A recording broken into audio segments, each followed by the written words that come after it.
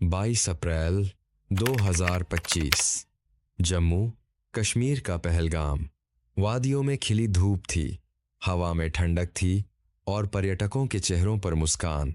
यह जगह स्वर्ग की तरह दिखती थी, लेकिन उस दिन इस स्वर्ग में जहन्नुम उतर आया। पाकिस्तान समर्थित आतंकवादियों ने बेशरम कदम उठाते हुए लोगों से उनका धर्म पूछा और जो हिंदू निकले उन्हें एक एक करके गोली मार दी। 26 निर्दोष जाने, 26 सिंदूर उजड़े, 26 परिवार जो उस दिन के बाद कभी पहले जैसे नहीं रहे। पूरा देश सदमे में था, गुस्से में था, सड़कों पर मातम था, लेकिन दिल्ली में रात के अंधेरे में कुछ और हो रहा था। भारत की तीनों सेनाएं थल, वायु और नौसेना एक साथ बैठ रही थीं। नक्शे खुल रहे थे, टारगेट चिन्हित हो रहे थे और एक ऑपरेशन का नाम तय हो रहा था, ऑपरेशन सिंदूर। यह नाम कोई संयोग नहीं था, यह नाम था उन 26 महिलाओं के लिए जिनकी मांग का सिंदूर उस दिन मिट गया था। यह नाम था भारत के उस दर्द का जो इस बार खामोशी से नहीं बल्कि बारूद की गड़गड़ाहट से जवाब देने वाला था। 6 मई की रात। पूरा देश सो रहा था, लेकिन भारतीय वायुसेना जाग रही थी। रात के 1:05 पर आसमान को चीरते हुए भारत की मिसाइलें रवाना हुई। ब्राह्मोस दुनिया की सबसे तेज सुपरसोनिक क्रूज मिसाइल मख 3 की रफ्तार से, यानी आवाज की गति से 3 गुना तेज, अपने लक्ष्य की तरफ बढ़ रही थी। Su-30 MKI से स्काल्प मिसाइलें दागी गईं। राफेल ने हैमर प्रेसिजन बॉम्ब से टारगेट लॉक किए और ऊपर से हैरोप लॉइटरिंग म्यूनिशंस, जिन्हें कामिकाजी ड्रोन भी कहते हैं, दुश्मन के राडार सिस्टम को तबाह करने निकल पड़े। सिर्फ 25 मिनट में, बस 25 मिनट में 9 आतंकी ठिकाने तबाह हो चुके थे। मुरीदके में लश्कर ए, तैयबा का मुख्यालय राख, बहावलपुर में जैश ए मोहम्मद का गढ़ मलबा, सियालकोट में हिजबुल मुजाहिदीन का अड्डा धूल। वो जमीन जहां से भारत पर हमलों की साजिशें रची जाती थीं, वो जमीन अब मौजूद नहीं थी। 7 मई की सुबह भारत सरकार ने प्रेस कॉन्फ्रेंस बुलाई और इस प्रेस कॉन्फ्रेंस में 2 चेहरे दुनिया ने देखे, विंग कमांडर व्योमिका सिंह और कर्नल सोफिया कुरैशी। एक महिला हिंदू, एक महिला मुस्लिम, दोनों मिलकर भारत का जवाब दुनिया को सुना रही थीं। यह तस्वीर पाकिस्तान की उस साजिश का सबसे करारा जवाब था जो भारत में धर्म के नाम पर फूट डालना चाहती थी। लेकिन कहानी यहां खत्म नहीं हुई। पाकिस्तान ने जवाब दिया। 8 मई की रात को पाकिस्तानी सेना ने भारत की सीमाओं पर ड्रोन और मिसाइलों की बौछार कर दी। जम्मू के शंभू मंदिर को निशाना बनाया गया, पूंछ के गुरुद्वारे पर हमला हुआ, ईसाई कॉन्वेंट को तबाह करने की कोशिश हुई। यह कोई युद्ध नहीं था, यह एक देश के धर्मस्थलों को तोड़ने की नापाक कोशिश थी।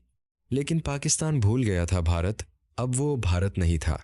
जो मिसाइलें भारत की तरफ आईं, वो अपनी मंजिल तक कभी नहीं पहुंची।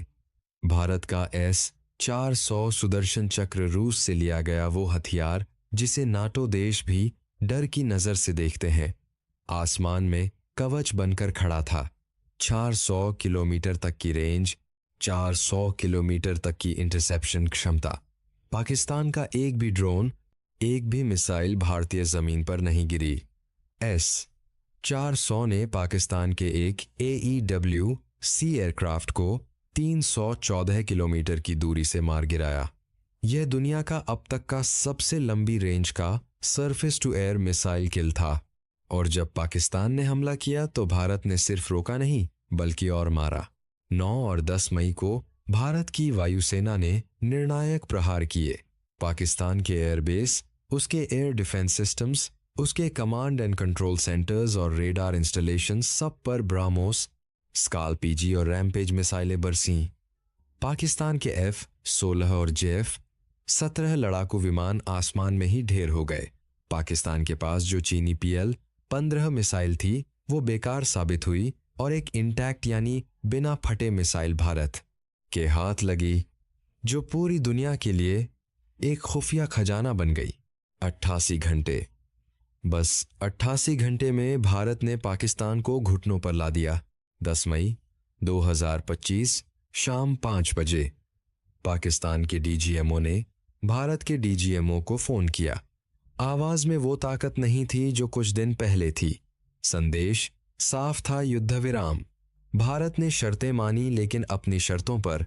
विदेश सचिव विक्रम मिश्री ने दुनिया को बताया भारत ने युद्ध नहीं चाहा था, लेकिन जब बात आई अपने लोगों की रक्षा की तो भारत ने हर जरूरी कदम उठाया। हर एक कदम नपा, तुल्ला, सोचा, समझा और घातक। ऑपरेशन सिंदूर सिर्फ एक सैन्य कार्रवाई नहीं था, यह एक संदेश था। यह संदेश था कि भारत अब सिर्फ कूटनीति से काम नहीं चलाएगा। यह संदेश था कि आतंकवाद के लिए कोई सुरक्षित पनाहगाह नहीं है, चाहे वो किसी भी देश की सरजमीन पर हो। यह संदेश था कि परमाणु हथियारों की धमकी से भारत अब नहीं डरता। और यह संदेश था कि भारत की बेटियां, चाहे वो वर्दी में हों या घर में, इस देश की ताकत हैं। पहलगाम में जिन 26 लोगों का खून बहा था, उनके परिवारों को शायद न्याय मिले या न मिले, यह एक लंबा सफर है। लेकिन 7 मई की उस रात आसमान में जब ब्रह्मोस की लौ चमकी, तो वो लौ उन 26 लोगों के लिए एक दिया थी, एक सिंदूर था जो मिटा नहीं बल्कि बदला लेकर लौटा। भारत